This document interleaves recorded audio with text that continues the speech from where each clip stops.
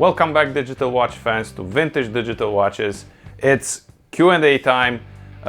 You've asked me if I can do a Q&A, and I said yes, send me questions. I was a little bit skeptic that I wouldn't receive any or too few to the video, but boy, you've delivered. So here it is. So I received questions on my last video in the comments. I also said that you can send them to vintagedigitalwatches@gmail.com, and some of you chose to send me private questions on YouTube. So in no particular order, here we go. Question number one: how many watches do you own? How long have you been collecting? And what got you started in collecting, restoring, and repairing? So I have around 60 watches.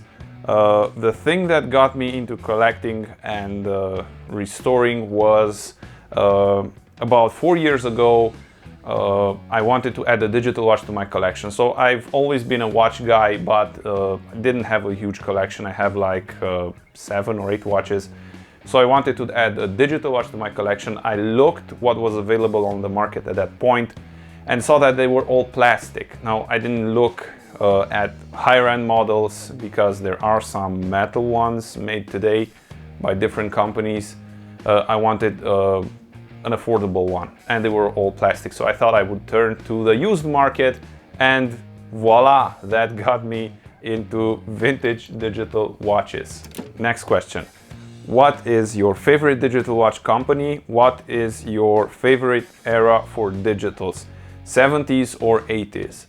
Citizen is my favorite digital watch company, and I love the 80s more than the 70s because the 80s have more variety, but I'm starting to get a vibe for the shapes of the 70s watches, if you know what I mean. But yeah, 80s I love more. What is the next vintage digital Grail watch that you are planning to get? Do you own any non-digital watches?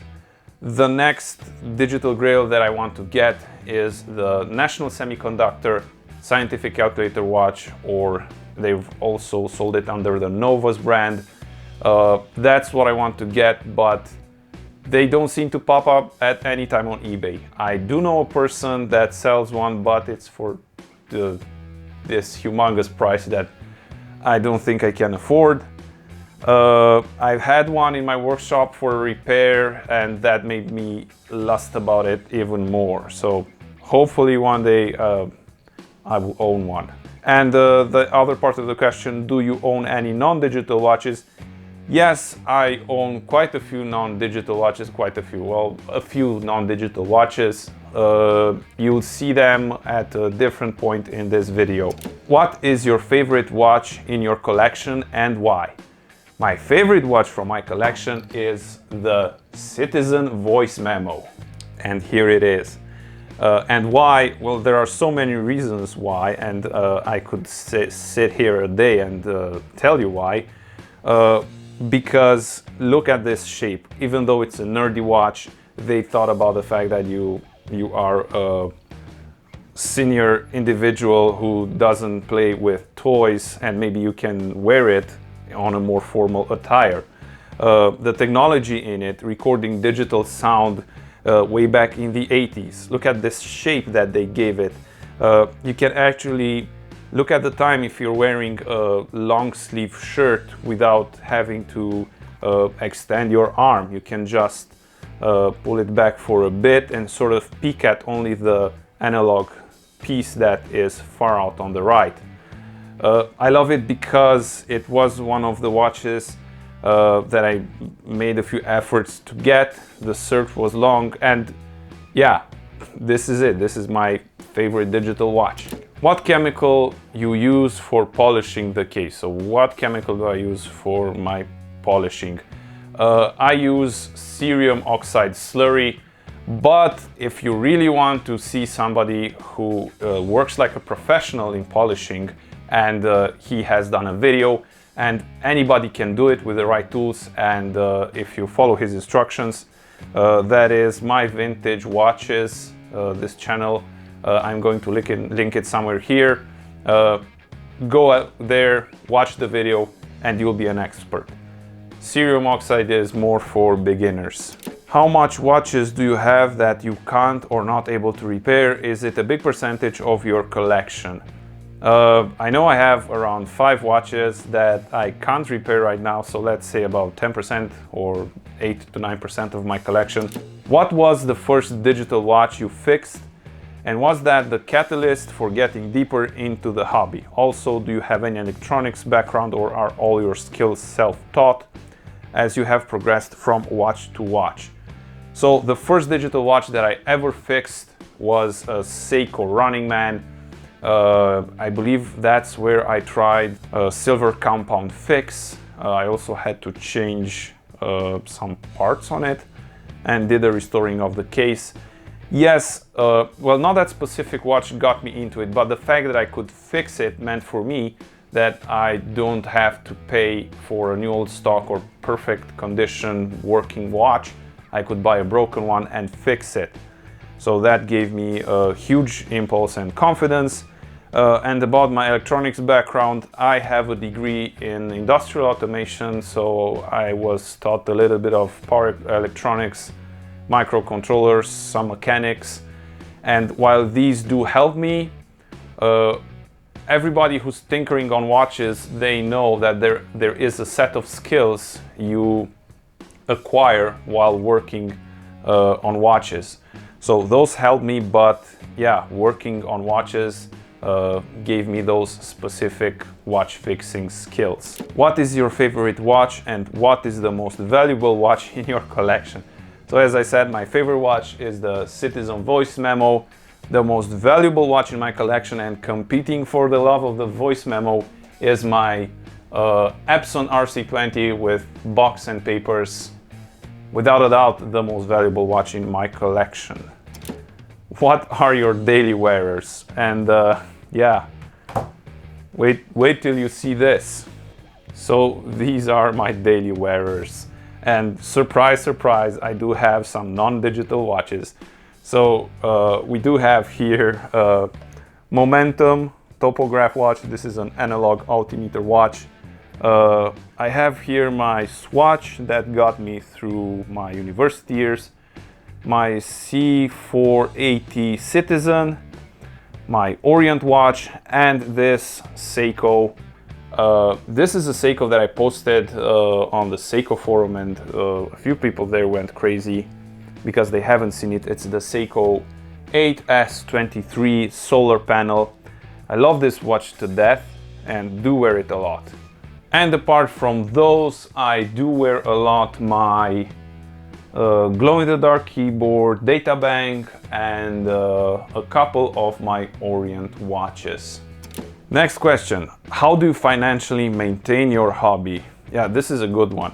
Well, I used to do buying and selling watches a few years ago, but because that took time, I don't do that anymore.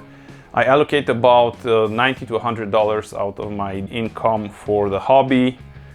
And because I usually buy non-working watches and then restore them, it's not that big of a financial burden. But if you're a collector, you do know that you do sacrifices for your hobby.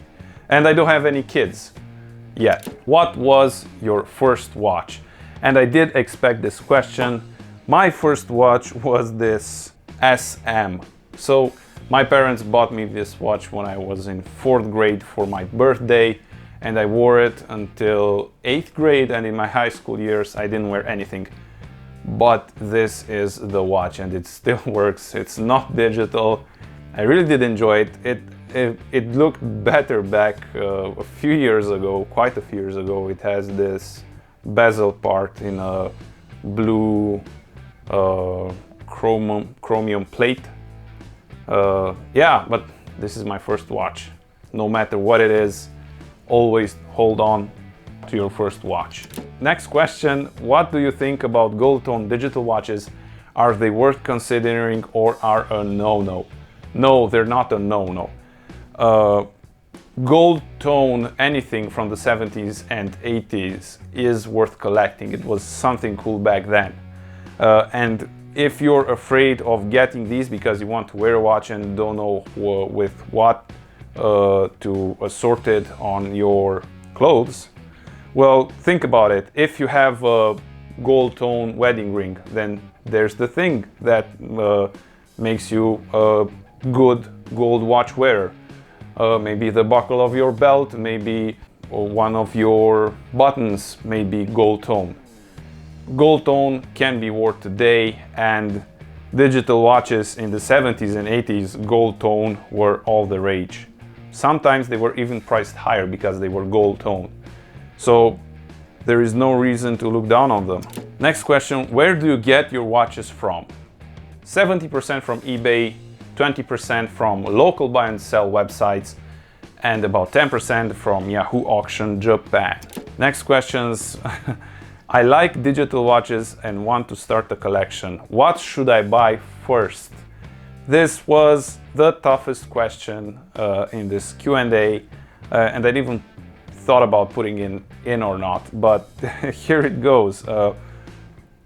Think about why you like digital watches.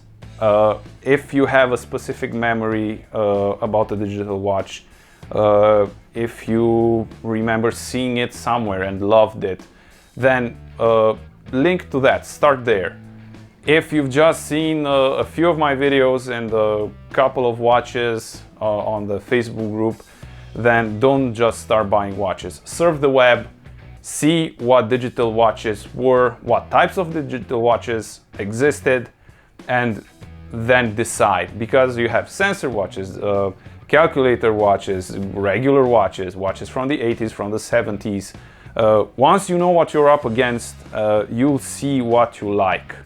And don't go off and buy 10 watches, get a couple, and that way you will see if this is just a temporary thing or you really love collecting them. Okay, we're getting closer to the end. What is the most important or used tool in your workshop? And I am going to pick a tool that can only be used in digital watches because many of the tools are common with mechanical watches. So it is my multimeter. Next question. I imagine you fix watches as a service, or at least you mentioned in some videos when doing repairs that the watch is from someone. What is the most common fix requested? Now, I don't fix watches as a service. Maybe I fixed some watches for some friends, but I do get a lot of fix requests. And because I have a day job, I turn down most of them. But the most common fix request I get is, can you make a coil for my Seiko Data 2000? That tops them all. Next question. How you think of digital watch and leather band? So I believe you're asking me, what is my opinion in wearing a digital watch with a leather band? Well, it does work, but it depends on what kind of watch. For example, if you were to do the Seiko TV watch or the Seiko calculator watch on a leather band, I think it would look crap. What you might try on a leather band is a more regular watch or a watch that is more 70s style. Try to pick a watch that has some decoration around the dial. For example, like this Orient. Now this Orient watch would look great on a leather band because it's simple and it does have some nice pattern around the dial.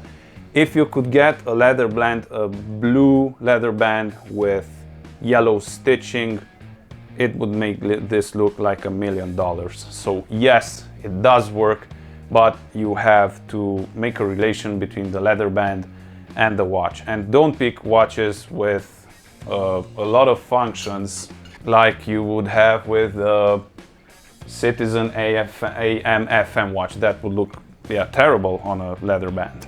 Next question. What was the worst moment related to digital watches since collecting, and what was the best? Well, I will start with the best and finish with the worst. The best moment, I can't specifically pick a moment because if I would just think about moments, is 60 moments when I finally got a watch that I wanted.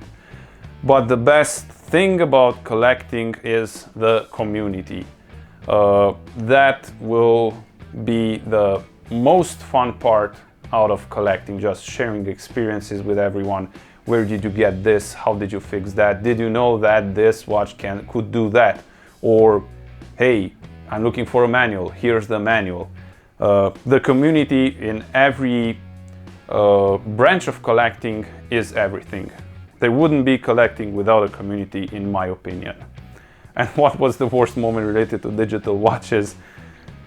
The worst moment was when I broke the screen on my Seiko RC4000. So that made me sick for an entire week, and it was because of the stupidest thing. It was during a battery change, so a trivial operation made me break an LCD screen. But in the end I realized that there is a reason why you may break the LCD of that watch when you do a battery change, and because we're doing the Seiko RC family review next video, I am also going to include that. So that was the worst moment. Where are you from? I'm Romanian. Do you collect any other objects? I see video game related sometime in your videos. So yeah, I do enjoy vintage portable gaming. So I do have some Game Boys, a couple of PlayStations, Nokia N-Gage. And I do have a small collection of vintage portable computers. You know, if you're a collector, you collect one main thing, and then you have a small collection of other stuff lying around it. And the last question, do you sometimes sell watches from your collection, and what is the watch you regret selling the most? So at one point, and I'm going to include some images, I had this beautiful 6-piece Casio calculator watch collection, and among them there was this Casio CFX 200, and it had everything. It had the main manual, it had scientific examples, usage manual, and it also had the store tag. I sold that. Yes, I got a fair price on it, but I doubt I'm going to see one of those real soon, especially with that tag on it. So that's the watch I regret selling the most. So if you made it through to the end of this video, thanks for watching. I hope I got all the questions that were sent to me, and I hope you've enjoyed the video. Give it a thumbs up if you liked it, and do subscribe to the channel. I try to release digital watch related videos as often as I can. And remember that in the next video we're going to review the Seiko RC400, RC4500 family. So that will be a very nice review. Stay tuned, and I'll see you then. Bye.